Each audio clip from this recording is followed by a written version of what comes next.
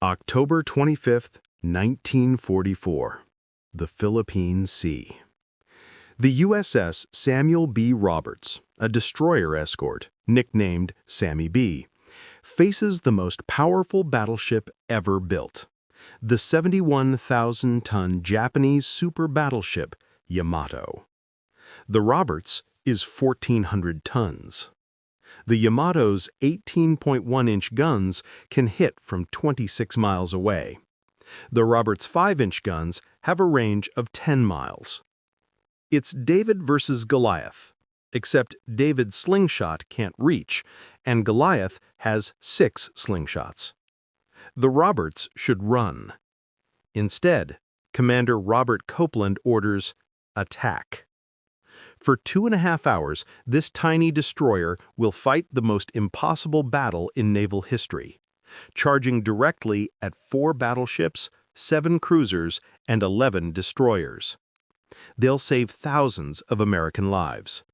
And they'll go down fighting so fiercely, the Japanese will think they fought a battleship. This is the story of the destroyer escort that fought like a battleship. 224 men who faced certain death and chose to fight anyway. Houston, Texas, January 29, 1911.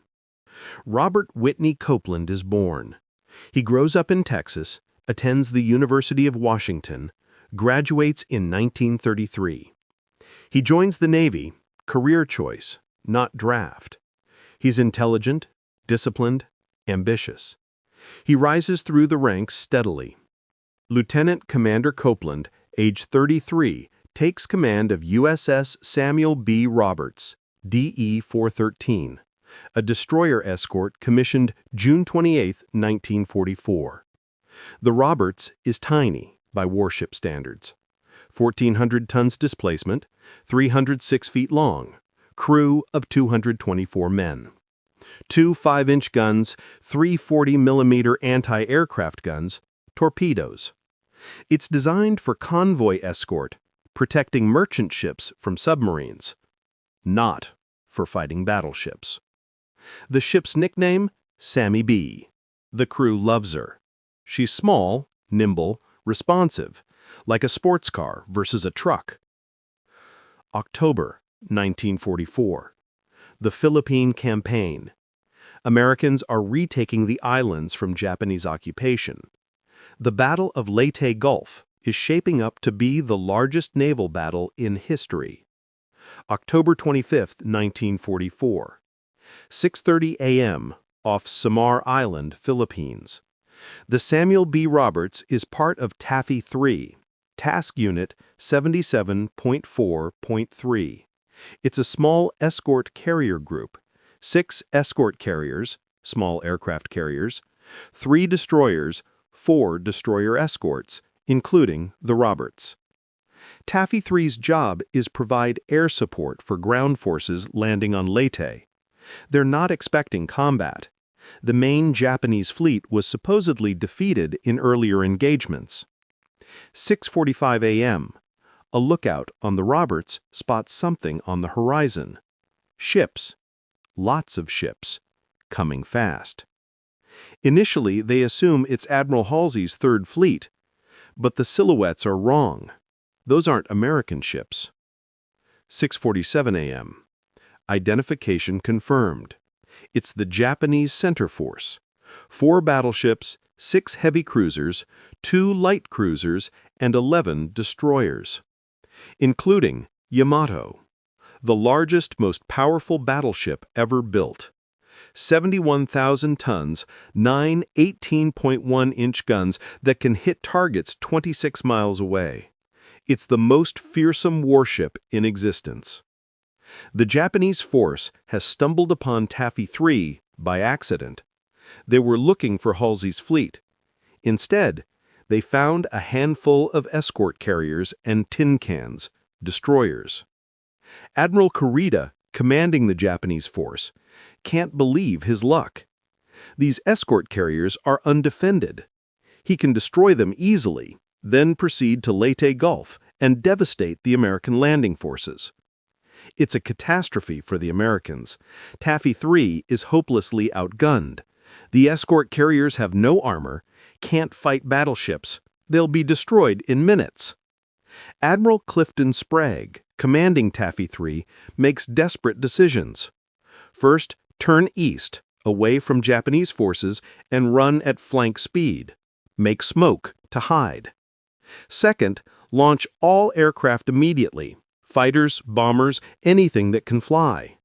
Attack the Japanese fleet. Slow them down. Third, and this is where it gets insane, order the destroyers and destroyer escorts to attack, not defend, attack.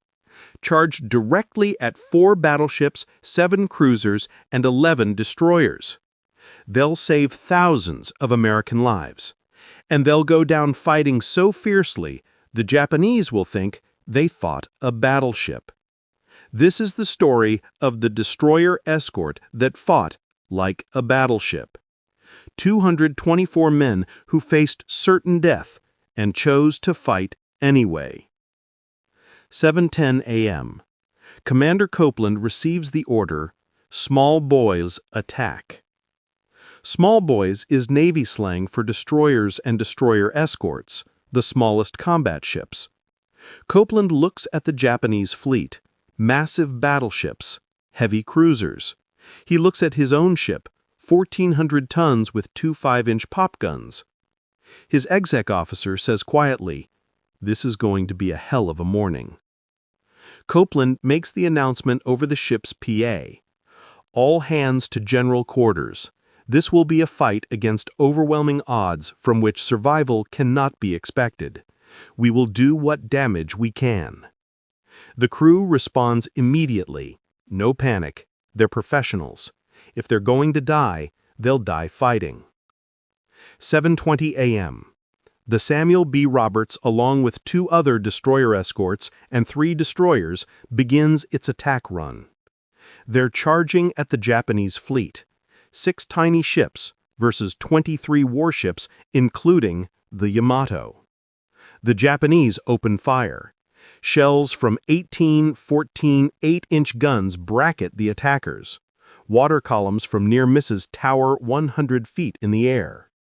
The Roberts lays smoke.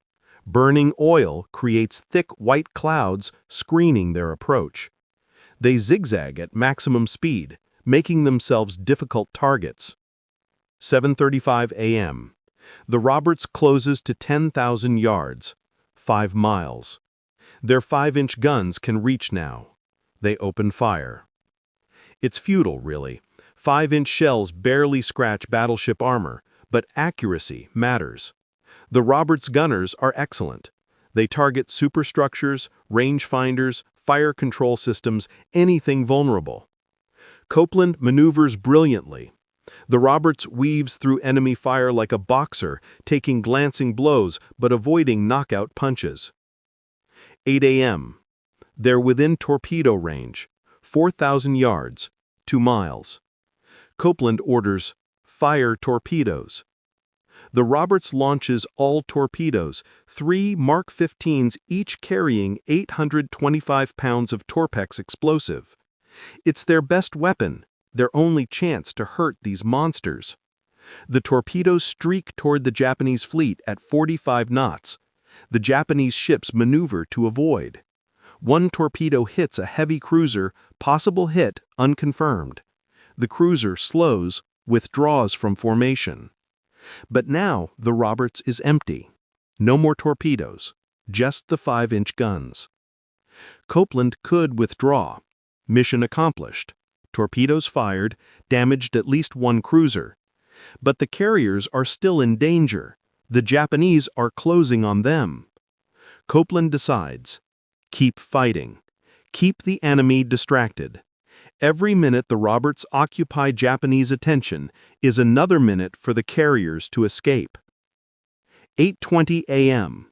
The Roberts is dueling with the Japanese heavy cruiser, Chokai, 11,000 tons, 10 8-inch guns.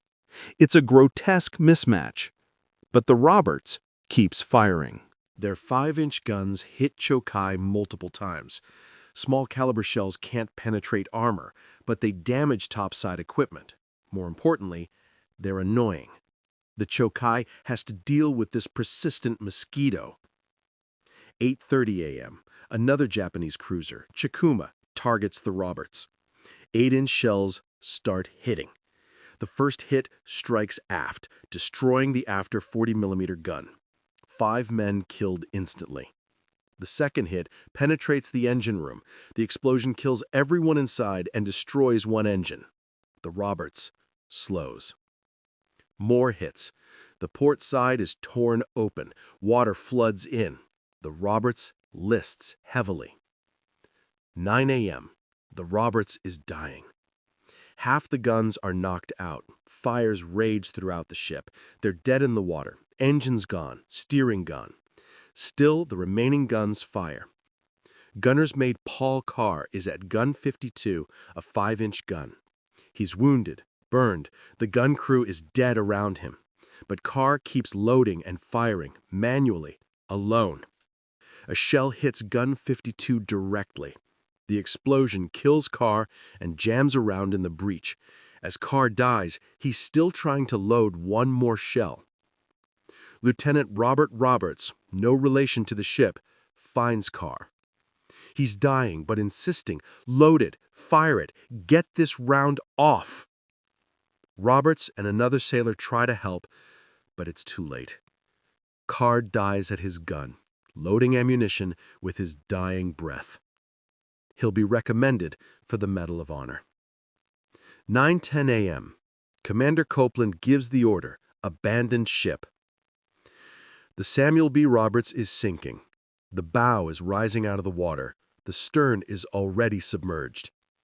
Crew members scramble overboard. They jump into the Pacific Ocean wearing life jackets, inflating life rafts, grabbing anything that floats. 9:23 a.m. The USS Samuel B. Roberts capsizes and sinks, stern first. She fought for 2.5 hours against impossible odds. She's the first American warship sunk at the battle off Samar, but she won't be the last. The battle continues around the survivors. Other destroyers and destroyer escorts are fighting. The escort carriers are fleeing, their aircraft attacking the Japanese fleet in desperate waves. And then, something miraculous happens.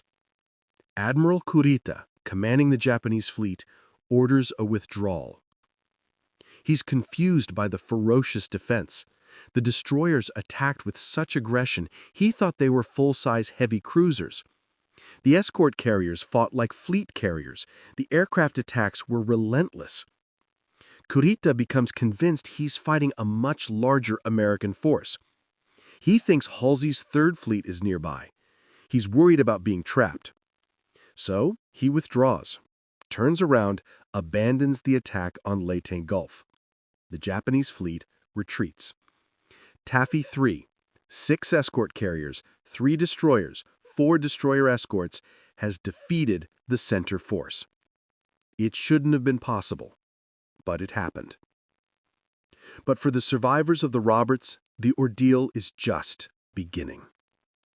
224 men were aboard when she sank.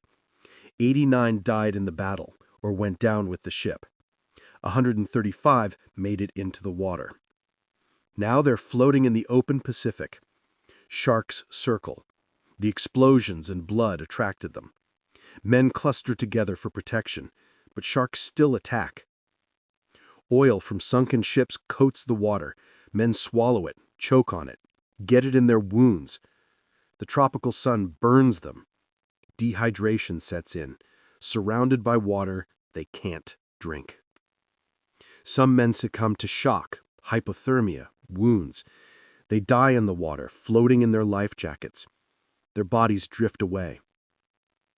The survivors endure through October 25th. Night falls. The ocean is vast, dark, terrifying. They sing songs to keep morale up. They tell stories. They pray. October 26th. Still floating. More men die. The sharps don't stop, screams in the darkness when someone is taken. Commander Copeland is in the water with his men. He's not rescued yet. He's just another survivor, floating with his crew, encouraging them, keeping them focused on survival. October 27th. 50 hours after the sinking, a Navy destroyer finally spots survivors and begins rescue operations. 120 men from the Samuel B. Roberts are pulled from the water. 89 of them died in the battle or went down with the ship. Another 15 died in the water. The survivors are emaciated, burned, wounded, traumatized. Some are never the same. The 50 hours in shark-infested waters haunt them forever. But they survived, and they'd done something extraordinary. The aftermath. The battle off Samar becomes legendary. Historians call it the greatest upset in naval history. Taffy 3, 6 escort carriers, 3 destroyers, 4 destroyer escorts defeated a fleet 4 times their size. They sank 3 heavy cruisers, damaged multiple other ships, and forced the Japanese to retreat. It shouldn't have been possible. But the Japanese had every advantage: size, firepower, numbers, surprise. But they didn't have the courage and desperation of the American crews. The USS Samuel B. Roberts earned the nickname the destroyer escort that fought like a battleship. She punched far above her weight. Commander Copeland is awarded the Navy Cross, second highest decoration. The entire crew receives the Presidential Unit Citation. Gunner's Mate Paul Carr is posthumously awarded the Silver Star. Some argue it should have been the Medal of Honor. Dying while still trying to fire his gun deserves that. The Roberts herself becomes a legend. Books are written about her. The Last Stand of the Tin Can Sailors by James Hornfisher immortalizes the battle. But the ship herself remained lost. She sank in deep water off Samar. For 78 years, nobody knew exactly where. June 22, 2022. Explorer Victor Vescovo, using advanced deep-sea submarines, locates the wreck. It's 22,621 feet down, 6,895 meters, the deepest shipwreck ever found. Nearly 4 miles beneath the surface, in absolute darkness and crushing pressure. Video footage shows the wreck is surprisingly intact. The 5-inch guns are still visible. The hull is recognizable. She's resting on the ocean floor, her final battle station. The discovery brings closure to survivors and families. Now they know where she is, where 89 men rest. The wreck is declared a war grave. No salvage is permitted. The Samuel B. Roberts will remain where she fell, a memorial to her crew. Today, the story of the Samuel B. Roberts represents something profound about courage. These men knew they couldn't win. Commander Copeland told them survival wasn't expected. They attacked anyway. Why? Because their job was to protect those carriers, because those carriers supported ground troops, because American soldiers on Leyte depended on those carriers for air support. The Roberts crew could have run. Nobody would have blamed them. Fighting battleships with a destroyer escort is insane. But they didn't run. They attacked. For 2.5 hours, they fought the most impossible battle in naval history. And they won. Not by sinking the Yamato, they didn't, but by fighting so fiercely that the Japanese fleet retreated. Sometimes courage isn't about winning. It's about refusing to surrender even when victory is impossible. The Samuel B. Roberts didn't sink the Japanese fleet. She scared them away. That's the power of desperate courage. That's the legacy of 224 men who faced certain death and chose to fight anyway. Rest in peace, USS Samuel B. Roberts. 4 miles down, in the darkness, your battle is over. But your story lives forever. This will be a fight against overwhelming odds from which survival cannot be expected. We will do what damage we can. And what damage they did.